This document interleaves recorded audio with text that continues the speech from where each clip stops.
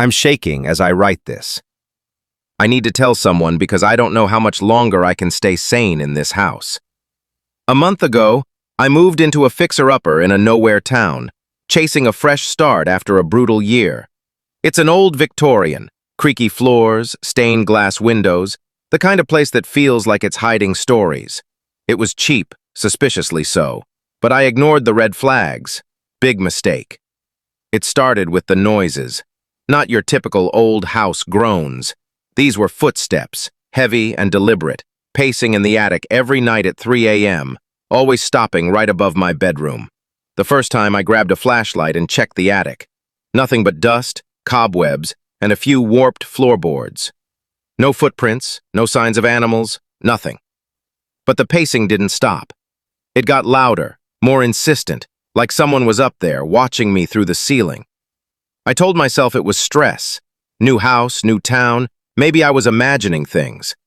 Then I found the door. Last Tuesday, I was repainting the basement, scraping off this hideous mustard yellow paint. Behind the furnace, I noticed a faint seam in the wall, barely visible unless you were looking for it. I'm a detail freak, so I grabbed a crowbar and pried. The wall gave way, revealing a small wooden door, about 3 feet high, with a rusted iron latch. It looked like it hadn't been touched in decades. I know, don't open creepy hidden doors, idiot. But curiosity won. I crawled through with my flashlight. The air inside was freezing, like stepping into a meat locker, and it reeked of damp earth and something sour, almost metallic. The room was small, maybe 10 by 10 feet, with no windows. The walls were covered in deep, frantic scratches, claw marks, like someone had tried to dig their way out. In the center sat a single wooden chair, facing a blank wall. On the chair was a leather-bound notebook, its pages yellowed and brittle. My heart was hammering, but I opened the notebook. The first entry, dated 1923, was cheerful. Moved into the house today, excited for a new chapter. It was written by someone named Eliza. As I flipped through, the tone darkened. Eliza described hearing footsteps at night, feeling watched even when alone. She found this same hidden room and felt an urge to sit in the chair facing the wall. "It wants me to watch," she wrote. "It shows me things, faces, places, things that aren't here." The entries grew erratic, her handwriting shaky. The last one, dated 1924, was a single line. "I can't leave the room anymore." I bolted out, slammed the door, and shoved the furnace back in place. That night, the attic pacing was louder, faster, like whatever was up there was pissed. I barely slept, picturing Eliza sitting in that chair, staring at a blank wall, seeing... what? Faces? Memories? Something worse? The next day, I called a local historian. She got quiet when I mentioned the house. Apparently, it's infamous. In the 1920s, a woman named Eliza vanished from the property. No body, no trace. The town assumed she ran off, but there were whispers of something darker. Cults, curses, the usual small-town ghost stories. The historian told me to be careful, and hung up. I tried to move on, focus on unpacking, but the noises didn't stop.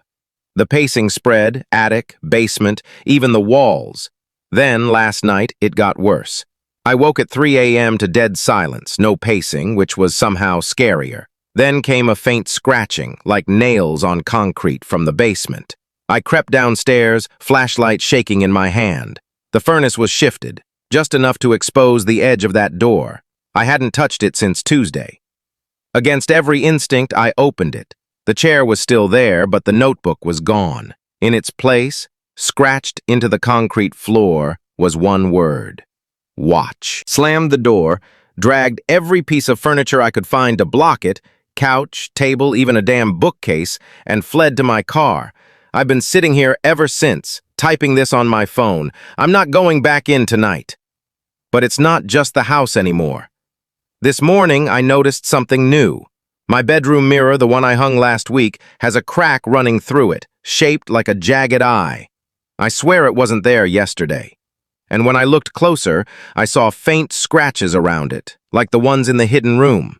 I checked my security camera footage. Nothing shows anyone breaking in. Just me sleeping while the mirror cracks on its own. I called the police, but they think I'm nuts. They checked the house, found nothing, and told me to get some rest. I'm not crazy. I know what I saw. I know what I heard. I contacted a priest, a paranormal investigator, anyone who might listen. The investigator's coming tomorrow, but I don't know if I can last that long. Every time I close my eyes, I see that chair, facing that blank wall, waiting for me to sit. I can't afford to move again, but I can't stay here. Has anyone dealt with this? Hidden rooms, objects moving, words appearing out of nowhere? I'm losing it, and I need advice. Was. Posted 3 hours later. I just got a text from an unknown number. It's a photo of the hidden room. The chair is turned, facing the door, like it's waiting for me. But here's the worst part. In the corner of the photo, there's a shadow. It's human-shaped, but the proportions are wrong. Too tall, too thin, with arms that bend at unnatural angles. I didn't see that shadow when I was in there. I called the police again, but they're not taking me seriously. I'm staying in a motel tonight, but I keep hearing faint scratching, even here. It's following me.